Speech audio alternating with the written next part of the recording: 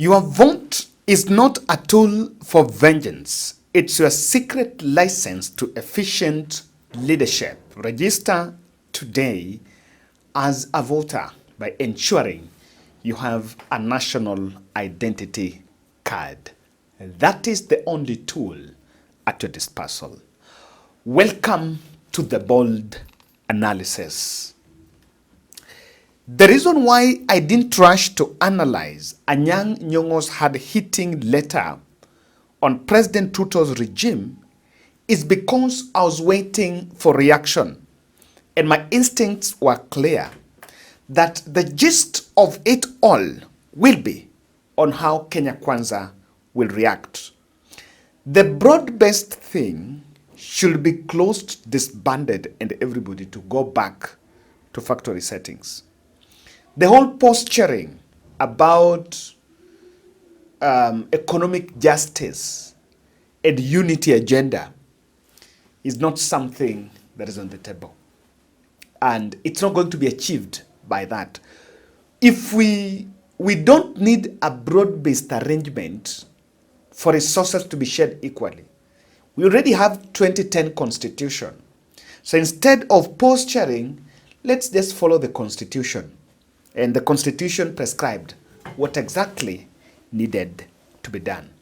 Analysts will tell you the 2010 paper was the most progressive in the continent. I want you to look at the Nyon'go letter, and Nyon'go responded to the president's demand that the road maintenance levy should remain, that the president should be given that money so that he can develop roads, and according to him, he will do better roads than others. And I'm a bit interested in this part. This is it. The counties allow governors to manage devolution is the headline.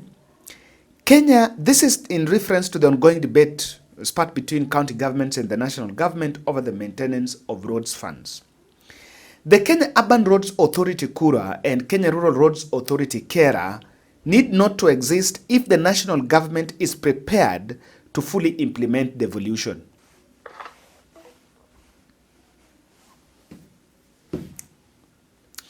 The counties manage health effectively and efficiently. The national government cannot even manage Kenyatta National Hospital, one of the very few health entities in its hands. And I don't agree with Prof that they are managing health well. They are not. The truth, let's look at this part. This is the part that was hard-hitting. The truth is that Ruto regime has decided to go back to pre-devolution times of the Nyayo era. The 2010 constitution is a hindrance to its primitive accumulation schemes, which will affect not only devolution, but the ethos of building national democratic and developmental states. The Council of Governors, all progressive forces in our republic need to be aware of this fact and to resist it by all means necessary. The achievements of the second liberation must not be destroyed by this regime. Clearly, Prof was talking about road maintenance levy, but in the wider view, he is taking it that Ruto regime and is taking on Ruto's doorstep. And I want us to pick it from there. When Orengo spoke about this, the dust settled and Orengo was attacked and was said to be disrespecting Raila. Now it was Nyon'go's turn. Nyon'go turned the heat on Ruto. Is it a coincidence? I did an analysis and I told you there is nothing like Nyon'go and Orengo and Raila camp. Those people are inseparable. And what Orengo and Nyon'go are saying is what Raila cannot say, but that is also what he thinks. So it's a very well sustained campaign that we will attack Ruto, but you guys are the people that are going to attack. When we tell you there is no fallout, you cannot get to buy it. Ramogi Professional Dancers, that group, ran a mainstream hype story on Orengo disrespects Raila. I am waiting to see them calling another press briefing, telling the country the way Nyon'go also is disrespecting Raila. Because anyone who speaks contrary to the broad-based agenda in terms of what they think is termed as someone who is disrespecting Raila and should be impeached. I agree with what Sifuna says, that the deal never involved being a sycophant. And after that, there was a reaction. The reaction is interestingly from Aaron Cheruyiot. Aaron Cheruyiot is the majority leader in the Senate. Nowadays, Chungwas doesn't strike. It's quite hard being William Samoei Ruto. ODM members, just like all their other colleagues in the National Assembly, are instant on retaining road maintenance levy fund. Senate has stood with COG on this matter to the best of its abilities, albeit with minimum success. Then, out of blues in classic political pietism, the deputy party leader of ODM, Governor Kisumu, Nyon'go, emerges blaming the president, a very poor blackmail attempt. There is no blackmail here. And I don't know why people feel uncomfortable that Nyon'go is putting up his voice. What Nyon'go is saying is, and Nyon'go is reacting to this, and I want us to put the context. Nyon'go is reacting to the president because the president position on it is, iyo pesa apewe. He said it in Narok. So Nyon'go was reacting to this statement from the president, that he should be given that money. And on that, he's being called names as someone who is just blackmailing the president. Sifuna had a rebuttal. Sifuna gave it a rebuttal. And let's look at rebuttal from Sifuna. Prof. Nyon'go does not hold the position you claim he holds. The ODM party leader, Baba himself, has repeatedly and consistently stated in public his position on RMLF, CDF, and support of devolution. We are yet to hear from UDA party leader on any of these matters. I distinctly remember the minority leader in the National Assembly, Junet Mohammed, say they will follow Baba's guidance on RMLF. We are yet to hear from majority leader Kimani Ichung'wah. Omwami, where then do you get the balls to call out Prof? Question. I don't seem to see why Prof is actually being attacked. Why Cheruyiot is actually attacking Anyongo. But I told you, I was so keen on that is where the point is. And there is this trend that those around Raila, when they attack the regime, they are profiled as people who are just against broad-based, as people who are disrespecting Raila. And, you know, I saw Sudi yesterday saying this about Orengo. Wameanza kulalamika. Bila kuambia kama kuna mtu anataka kulalamika. Unajua wewe umeoa? Umeoa? Hii ni muziki. Unaona? Hii ni gani? Ni muziki. Ni muziki. Ni fresh. Jibu swali yangu kwanza. Umeoa? Pass. Pardon. Pass. Changu pass. Sikia nikwambie ngugi. Ukiona mwanaume anaoa bibi ya pili, shida sio mwanaume, shida ni bibi yao kwa nyumba ndiye amefanya ukoa bibi ya pili. So rigiji ni problem ya broad based. Haya. Ni hiyo shida na ilifanyika. Matamshi ya Orengo. Alisema for your information, unajua Orengo anakunywa changa conscious mimba kaje. Sasa kwa kuaminika. No, sasa nakwambia ukweli, siende usifuate. Anakunywa anatembea na Tamos. Ikiwa na changa. So Orengo na unajua Orengo nikifuata ndani vizuri, atakiangira ila kitu mzuri. Haya. Akionanga Raila kama anataka kufuga hivi, akona kasoro fulani tu hapo. Raila ni mlevi ya changa. So usimlaumu, achana na Orengo, sema ingine tu. But the irony of it all is this. The level of hypocrisy is legendary. Raila himself in Mombasa criticized William Ruto for launching markets, a role he believes should be left to the counties. This was Raila speaking in Mombasa.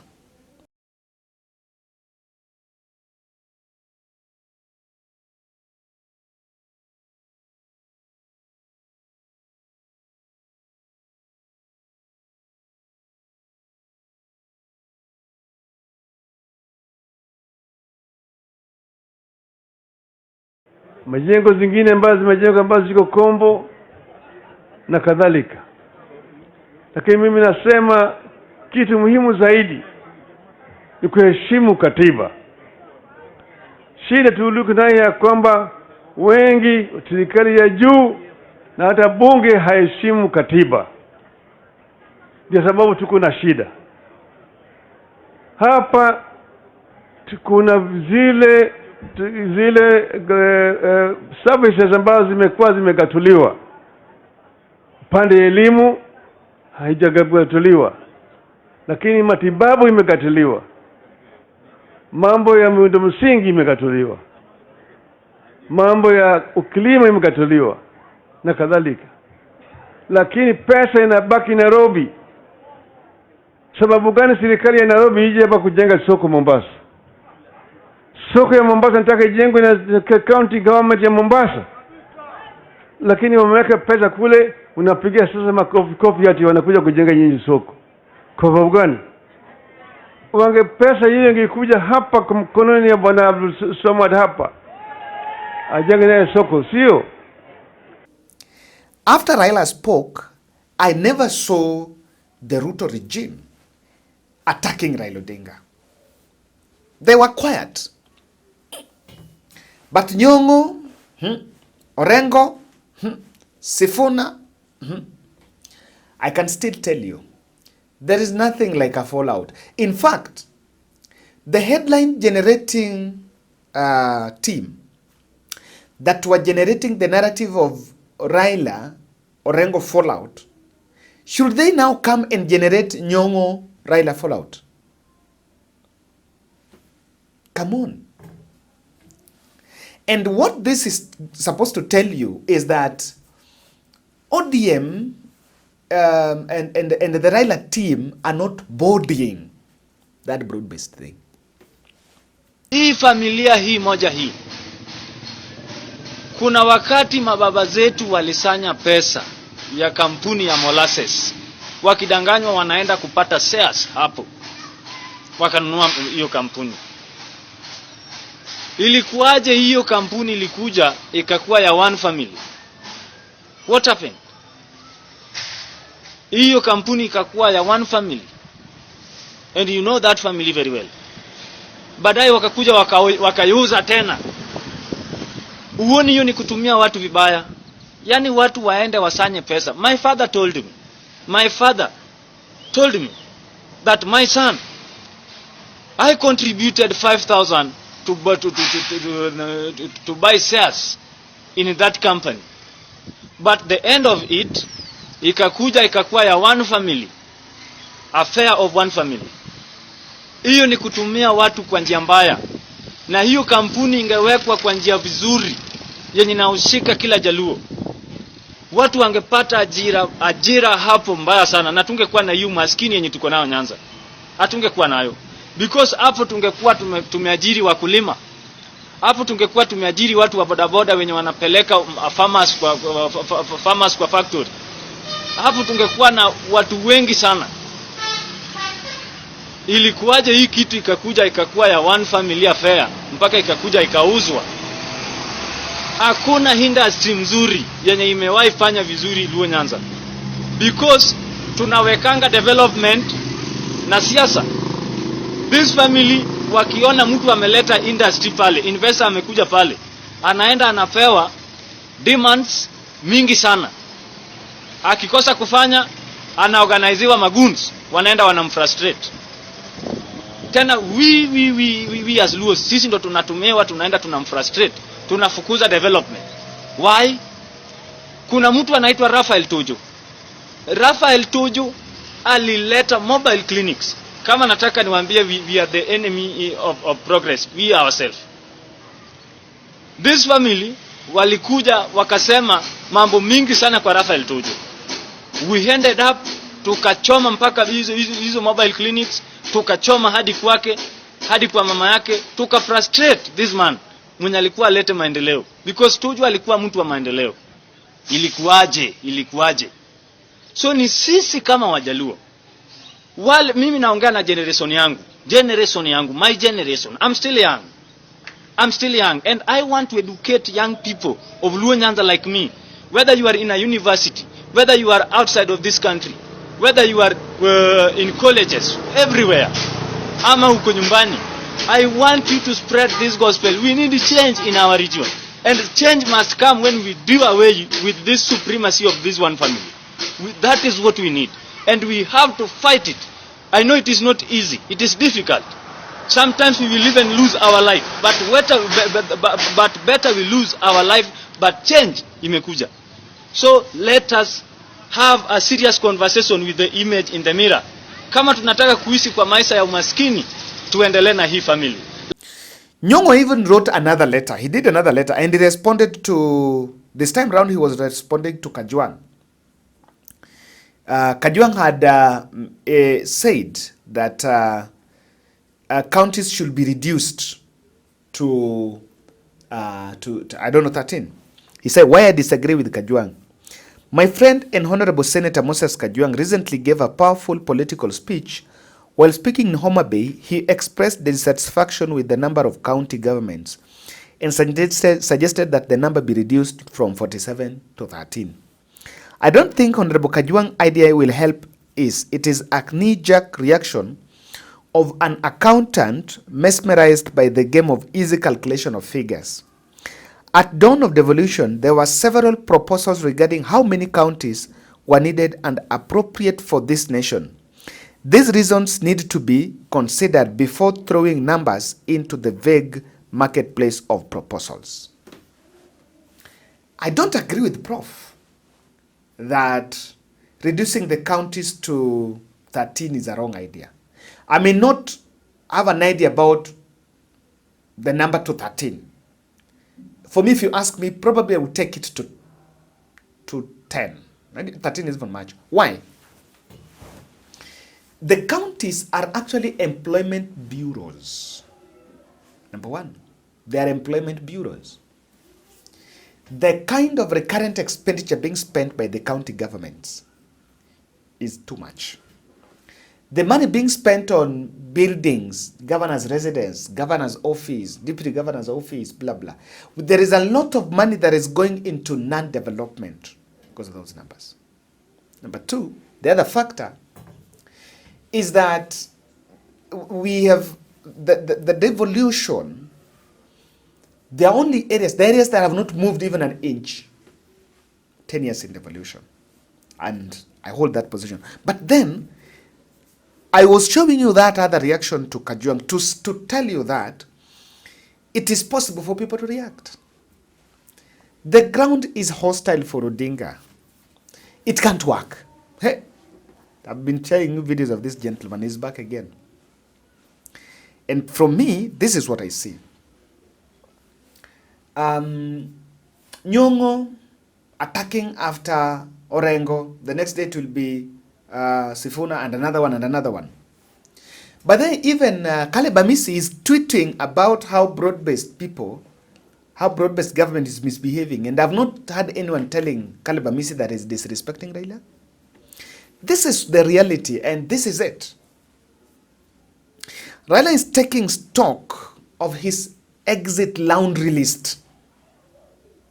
He's collecting reasons why he should exit. And his team, the team around him, if you look at the boldness of those who are opposing with the boldness of those who are supporting, the state, the party, Raila cannot win the information war around that broad-based. He cannot win. The second observation I can make here is this. Orengo, Nyon'go, Raila, and Sifuna belong to one camp. This narrative of one disrespecting the other, And he has chosen that he's going to stick on that side. As to whether he will endorse William Ruto, I don't think that decision has come now. And so many factors are at play. Several other ODM leaders will find it fashionable, easy, and arousing to attack Ruto. And that is why the president will want that, by the virtue of having cabinet members from Luo Nyanza government, I'm a bit pissed off. I don't know whether it's me alone. I'm normally pissed off whenever someone speaks from the Western Luo Nyanza wing, and specifically Luo Nyanza, they are oscillating around media, around offices, and telling the people about how burials and funerals, telling the people about how we are in government. Let's use a good example from Mount Kenya. Kwani, between Luo and Mount Kenya, how many people are in government in terms of cabinet?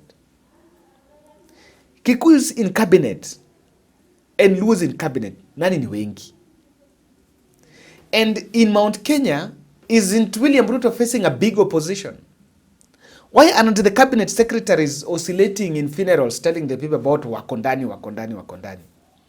There is this tired narrative of tukondani. So what? Tumekuwa ndani. The constitution envisioned regional balance. So a regional balance should not be fashioned as favorism. Regional balance should not be fashioned as favorism. Whatever Ruto did by bringing Mbadi, that is what he ought to have done in 2022.